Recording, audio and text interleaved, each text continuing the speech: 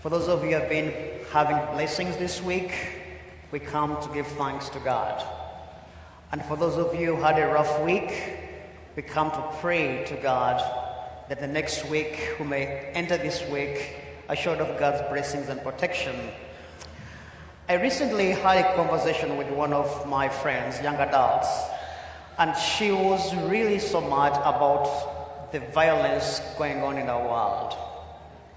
And she, first of all, knew about what happened in Minneapolis, the shooting in the Catholic school, because her family is from there, and one of her nieces goes to that school. And she was so upset and says, "Father, why doesn't God do something about this?" Maybe sometimes we've asked ourselves the same question. Why doesn't God do something about this? And after listening to her for so many times, I told her, God has already done something about it. And looking to me, she asked me, how? I said, because God created you. You are part of God's solution to the problem. So sometimes we think God is going to come from heaven to change some things. That's not how God works. He uses his creation to make a difference, to bring life out of death. So I want you to think about your life and take a moment today and think about a situation whereby you had to cry to God. I know all of us have one. When you think about the time, maybe you had cancer, maybe you were sick, maybe you didn't have a job, maybe you're going through education in school.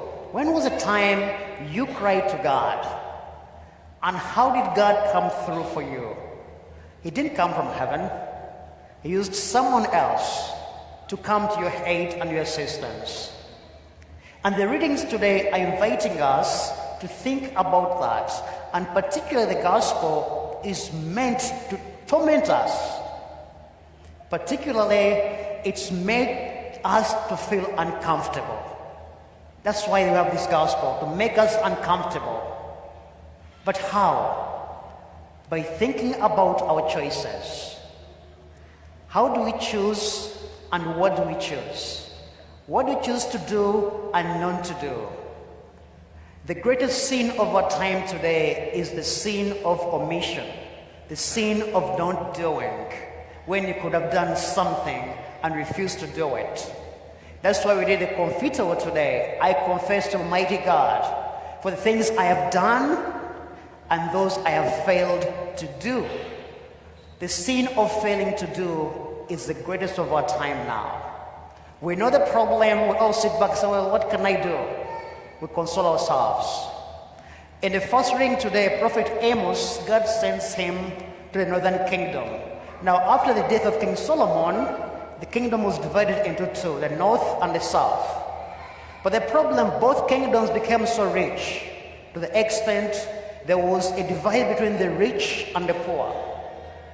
So God sends Amos and says, go and tell them that I am hearing the cry of my people who are poor. Yet everyone lives in ivory beds because they're so rich. And if they don't change, I'm going to do something about it. And in the year 720 BC, the northern kingdom was sent into exile for the sin of not caring for the poor in their community. Because whenever they cried to God, God was calling these people to, hey, do something about this. So in the gospel, we have this same message. Jesus gives us this parable. He says, there was a rich man and Lazarus. So they give us the name Lazarus, but not the name of the rich person. That is done on purpose. That rich man, put there your name. Put there your name. You are the rich man, the rich woman, the rich person, and the poor person, who is Lazarus. Okay? And he says every night he dined, he received his friends, but he did not see Lazarus. So the question for us today, who is the person who is invisible to you? Who is the person you cannot see next door at your workplace? Who is the Lazarus next to you? And you are supposed to be God's answer to that Lazarus. So the reading today, as I said, it's meant to make us uncomfortable. Not just say, oh, well, this is a nice gospel. Ask ourselves the question. By the end of the day, the gospel, Jesus says, they both died, and there was, of course, what we call eschatological realities, the end time realities, the three things, last things, death, judgment, and reward. We see that right away. And it says, Lazarus is with Abraham, and this guy is in torment, rich man. Why?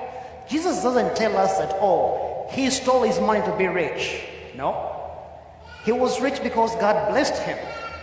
But he forgot that his blessings were meant to be shared. His blessings were meant to be shared. He chose not to share them.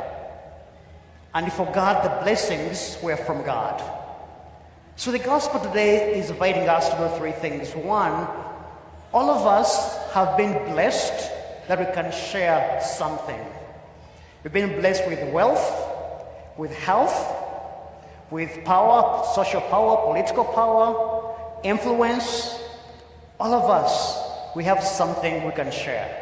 So there's no excuse that says, well, God, I'm not that rich. Oh no, you can share something God has given you.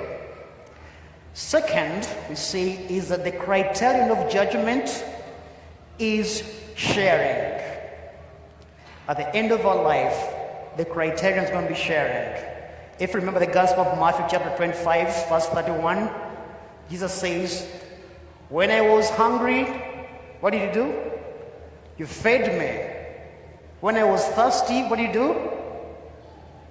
I can hear you. What did you do? You gave me drink. When I was a stranger, what did you do?